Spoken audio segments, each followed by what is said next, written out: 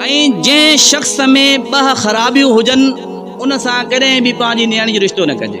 साली सां ज़िना करण सां निकाह न टुटंदो आहे, हराम आहे लेकिन निकाह न टुटंदो आहे। उलमा खां ॿुधी हूंदी त पहिरियों मानी खाइजे पोइ जमात में वञे, उहा उन वक़्तु आहे जॾहिं शिदत जी बुख लॻल हुजे। जेकॾहिं को ॿारु ॼाओ आहे त उन में का अहिड़ी एमरजेंसी न आहे जो तव्हां नापाक हालत में बि उन जे कन में आज़ान ॾियो। का बि औरत जेकॾहिं हज करणु चाहे थी त उहा पंहिंजे महरम रिश्तेदार सां गॾु वञे।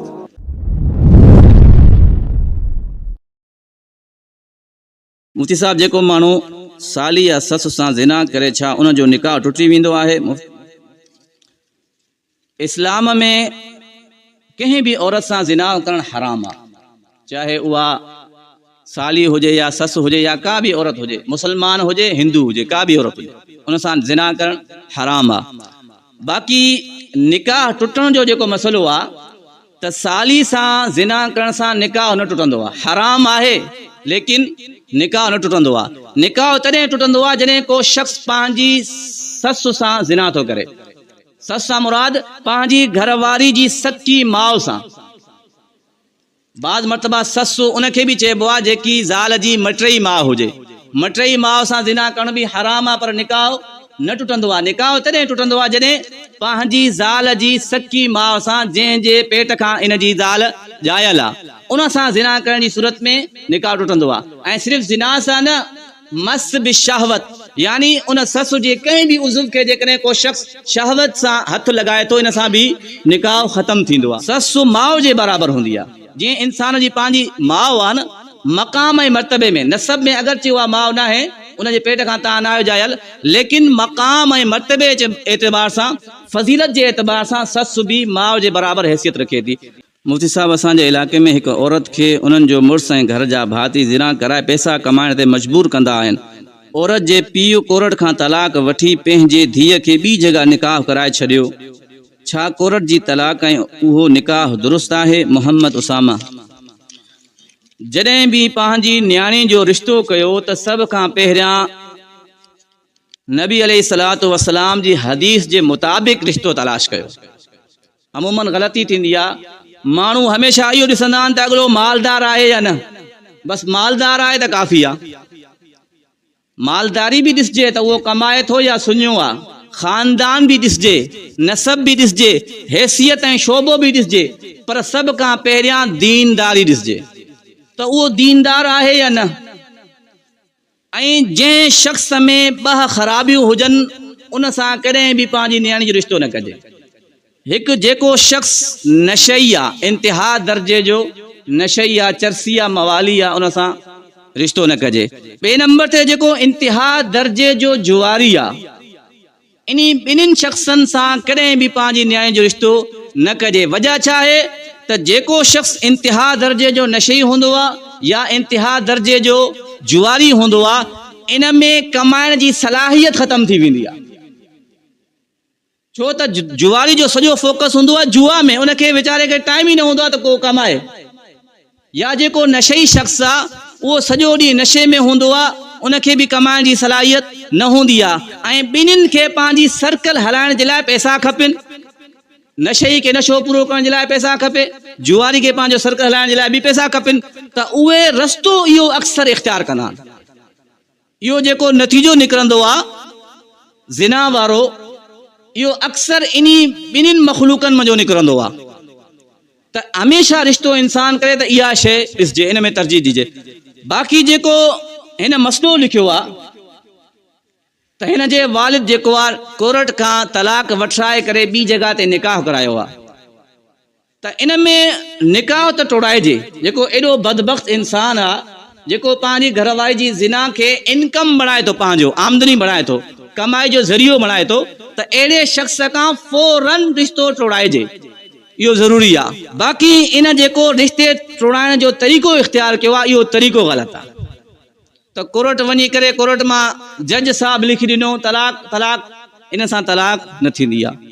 छो त इस्लाम में तलाक जो हक़ सिर्फ़ु मुड़ुस खे हासिल आहे। मुड़ुस खां अलावा कोई बि शख़्स उन जी घरवारी खे तलाक नथो ॾेई सघे, न उन जो पीउ, न को वज़ीर आज़म, न को कोर्ट जो जज। त पोइ कीअं तलाक ॾियारिजे? मुड़ुस तलाक ॾे नथो, उनजो तरीक़ेकार इहो आहे त कोर्ट में माण्हू जेको आहे पंहिंजो मसइलो पेश करे ऐं कोर्ट जो जज पंहिंजी ताक़त जे ज़रिए सां उन जे मुड़ुस खे गिरफ़्तार कराए ऐं पुलिस जे लितरनि सां उन जी ज़ुबान खां तलाक जा लफ़्ज़ चवराए। इहो तरीक़ो आहे। मुड़ुस जी ज़ुबान खां तलाक जा लफ़्ज़ चवराइण ज़रूरी आहिनि, उन खां बग़ैर तलाक न थींदी आहे। त उन जी सूरत इहा आहे त कोर्ट जो जज, छो त ताक़त आहे न, ताक़त कंहिंखो ज़मीन ख़ाली कराइण या कंहिंजो घर ख़ाली कराइण इहो आसान आहे, त ज़ुबान कंहिंजी खोड़ाइण इहो बि आसान आहे पुलिस जे लाइ। त पुलिस इहो तरीक़ेकार इख़्तियार करे। इन तरीक़े खां पोइ जेको आहे इद्दत गुज़ारे औरत ॿी जॻह ते निकाह करे सघे थी। जेकॾहिं ईअं नथा करनि, बग़ैर मुड़ुस जी इत्तिला जे, बग़ैर मुड़ुस जी ख़बर जे कोर्ट ॾे विया, कोर्ट तलाक लिखी ॾिनी, इहा तलाक बि न थी ऐं ॿी जॻह ते जेको निकाह करायो अथनि इहो निकाह बि न थियो। छो त निकाह जे मथां निकाह न थींदो आहे, जेसीं ताईं पहिरियों निकाह ख़तमु न थिए तेसीं ताईं ॿियो निकाह न थींदो आहे। त तरीक़ो इहो ग़लति आहे, तरीक़ो सही इख़्तियार कजे। बाक़ी अहिड़ी सूरत में पंहिंजी नियाणी जो रिश्तो ख़तमु कराइणु इहो ज़रूरी आहे। अल्लाह साईं सम्झण जी तौफ़ीक़ नसीब।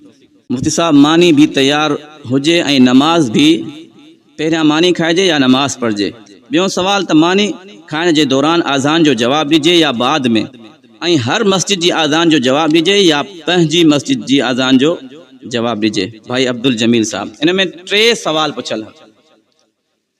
हिकु सवाल त इहो पुछल आहे, जॾहिं माण्हू मानी जे लाइ मतिलबु उनखे मानी बि खाइणी आहे ऐं जमात जो वक़्त बि थी चुको आहे, त हाणे उहो जमात में वञे या अॻ में मानी खाए? त अहिड़ी सूरत में जमात खे न छॾिजे, मानी खे तरजीह ॾियणु उन वक़्तु ज़रूरी आहे या जाइज़ आहे जॾहिं इंसान खे शिद्दत जी बुख लॻल हुजे। हर हालत में ईअं न जो अॻ में मानी खाओ पोइ नमाज़ ते वञो, भले नमाज़ क़ज़ा थिए या जमात हली वञे। इहा जेकी सूरत आहे तव्हां उलमा खां ॿुधी हूंदी त पहिरियों मानी खाइजे पोइ जमात में वञिजे, उहा उन वक़्तु आहे जॾहिं शिद्दत जी बुख लॻल हुजे ऐं मानी बि मौजूदु आहे। जेकॾहिं मानी न खाईंदो, नमाज़ में वेंदो त सॼो ख़्यालु इन जो मानी जे पासे हूंदो, त इन सूरत में पहिरियों मानी खाइजे पोइ नमाज़ में वञिजे। जेकॾहिं इंसान खे शिद्दत जी बुख नाहे लॻल, नॉर्मल कंडीशन आहे, त अहिड़ी सूरत में मानी खे पासे कजे, अॻ में जमात में शरीक थिजे, पोइ मानी खाइजे। ऐं ॿियो सवाल इन इहो पुछो आहे त मानी जे दौरान जेकॾहिं आज़ान मिले त आज़ान जो जवाबु उन वक़्तु ॾिजे या बाद में ॾिजे? त इन में सूरत इहा आहे त आज़ान जो जवाबु ॾियणु वाजिबु आहे, पर फिल फॉर जवाबु ॾियणु वाजिबु न आहे। यानी जीअं ई आज़ान थिए थी उन वक़्तु जवाबु ॾियणो आहे, बाद में क़ज़ा थी वेंदो, ईअं न आहे। आज़ान थिए थी, तव्हां पंहिंजी मानी खाओ, जॾहिं मानी मुकमल थिए त पोइ समूरा जेके आज़ान जा लफ़्ज़ आहिनि उहे दोहरायो, बाद में जवाबु ॾियो, लेकिन जवाबु ॾियणो आहे, जवाबु ॾियणु वाजिबु आहे। फिल फॉर जवाबु ॾियणु इहो को ज़रूरी न आहे। माण्हू मानी में या क़ुरान जी तिलावत में या सबक़ पढ़ाए थो, त इन्हनि सूरत में अज़ान थी वञे भलजा, तव्हां पंहिंजो कमु या पंहिंजी क्लास कंप्लीट करे पोइ तव्हां अज़ान जो जवाबु ॾेई सघो था। टियों सवाल इहो आहे त हर मस्जिद जी अज़ान जो जवाबु ॾिजे या सिर्फ़ु पंहिंजी मस्जिद जो? हिके वक़्त में हिकिड़ी अज़ान जो जवाबु ॾियणु वाजिबु आहे। हिकु ई वक़्त जे अंदरि ज़ाहिरा इलाइक़नि में मुख़्तलिफ़ मस्जिदनि मां लाउड स्पीकर लॻनि अज़ान जी आवाज़ ईंदी आहे, त इन सूरत में जेकी इलाइक़े जी जामिया मस्जिद आहे, शहरनि में जेकी जामिया मस्जिद आहे उन जी आज़ान जो जवाबु ॾिजे, या जेकी घर जे ज़्यादा क़रीब मस्जिद आहे उन जी आज़ान जो जवाबु ॾिजे। हर मस्जिद जी आज़ान जो जवाबु ॾियणो इहो को ज़रूरी न आहे। ज़हरीले मच्छर या डेंगू खे मारणु जाइज़ आहे? हाफ़िज़ कमालदीन साहब, ज़हरीले मच्छर या डेंगू खे मारणु बिल्कुलु जाइज़ आहे, छो त जेकी बि मख़लूक इंसान जे लाइ नुक़सानदेह आहे, चाहे उन खां जानी नुक़सान तव्हांखे पहुचे थो या तव्हांजे खाधे खुराक में नुक़सान थी पहुचाए, काई बि शइ आहे, त उनखे मारणु जाइज़ आहे। मच्छर हुजे या डेंगू हुजे या जेकी असांजे फसल में बीमारियूं हूंदियूं आहिनि, उहे बि त मख़लूक आहिनि, जानदार शयूं आहिनि, त उन्हनि खे जेको स्प्रे करे मारियो वेंदो आहे उन जी वजह इहा आहे त उहे असांजी खुराक खे नुक़सानु ॾियनि थियूं। त इन एतबार सां कंहिं बि नुक़सानदेह शइ खे ख़तमु करणु जाइज़ आहे। लेकिन बाज़ शयूं अहिड़ियूं हूंदियूं आहिनि जो हर वक़्तु नुक़सान न ॾींदियूं आहिनि, जीअं कीवली आहे, कीवलियुनि खे बिला वजह न मारिजे, छो त इहे हर वक़्तु नुक़सान न ॾींदियूं आहिनि। जॾहिं तव्हां उन्हनि खे नुक़सान जो रस्तो ॾींदा हो, तव्हांजे घर में खंडु हारियल हूंदी या का अहिड़ी मिठी शइ हारियल हूंदी, पोइ उते कीवली ईंदी आहे, रस्तो हुनखे पाण ॾेखारियो था। त उन में जेको आहे पाण इंसान हिफ़ाज़त करे बिला वजह कीवलियुनि खे न मारिजे। हा जेकॾहिं कीवलियूं नुक़सान पहुचाए चुकियूं आहिनि ऐं उन्हनि खे मारण खां बग़ैर को ॿियो रस्तो ई न आहे त पोइ उन्हनि खे मारण बि जाइज़ आहे, या माकोड़ा आहिनि उन्हनि खे बि अहिड़ी सूरत में मारण जाइज़ आहे। मुफ्ती साहब नापाक हालत में ॿार जे कन में आज़ान ॾियणु सही आहे?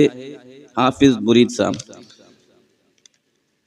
ॿार जे कन में आज़ान ॾियणु इहो सुन्नत अमल आहे ऐं नापाक हालत में ज़्यादा देर रहणु इहो नाजाइज़ आहे। जेकॾहिं को ॿार ॼाओ आहे त उन में का अहिड़ी एमरजेंसी न आहे जो तव्हां नापाक हालत में बि उन जे कन में आज़ान ॾियो। ज़िक्र करणु, आज़ान वारा अल्फाज़ ज़ुबान खां अदा करणु नापाक हालत में जाइज़ आहिनि, पर ॿार जे कन में आज़ान ॾियणु को अहिड़ो एमरजेंसी जो कमु न आहे। नापाक हालत आहे त तव्हां पाक थियो, पाकीज़ा हालत में थी करे पोइ ॿार जे कन में आज़ान ॾिजे, नापाक हालत में कन में आज़ान न ॾिजे। या त को ॿियो ॾे, को अहिड़ो फ़र्ज़ वाजिब न आहे जो फ़ौरन आज़ान ॾियणी आहे, देरि थी वई त क़ज़ा थी वेंदी, अज़ान क़ज़ा न थींदी आहे। हिकिड़ी न आहे ॿिए ॾींहुं ॾियो, फ़र्ज़ु न आहे जो जल्दी आज़ान ॾियणी आहे, देरि थी वई त क़ज़ा थी वेंदी। इन करे पाक हालत में आज़ान ॾिजे, नापाक हालत में न ॾिजे। मुफ्ती साहब, असांजे ॻोठ में हिकु 70 साल जी पोढ़ी औरत आहे, छा इहा औरत गैर महरम सां हज करण लाइ वञी सघे थी? अली हैदर महर साहब, इस्लाम में हज करण जे लाइ जेके शराइत आहिनि उन्हनि माना हिकिड़ी शर्त इहा आहे त का बि औरत जेकॾहिं हज करणु चाहे थी त उहा पंहिंजे महरम रिश्तेदार सां गॾु वञे, पंहिंजे वालिद सां गॾु वञे, पंहिंजे मुड़ुस सां गॾु वञे, पंहिंजे भाउ सां गॾु वञे, पंहिंजे पुट सां गॾु वञे, पंहिंजे चाचे या मामे सां गॾु वञे। बग़ैर महरम जे, महरम कोई मुयसर न आहे त उन जे लाइ हज जो सफ़र बि जाइज़ न आहे, चाहे उहा नौजवान आहे चाहे कुराड़ी आहे। मुस्लिम शरीफ़ जी हदीस पाक नबी अलैहिस्सलातु वस्सलाम फरमायो, जेकी औरत अल्लाह ते ईमान रखे थी ऐं क़यामत जे ॾींहं ते ईमान रखे थी, उन जे लाइ जाइज़ न आहे त उहा सफ़र ते बग़ैर महरम जे निकिरे।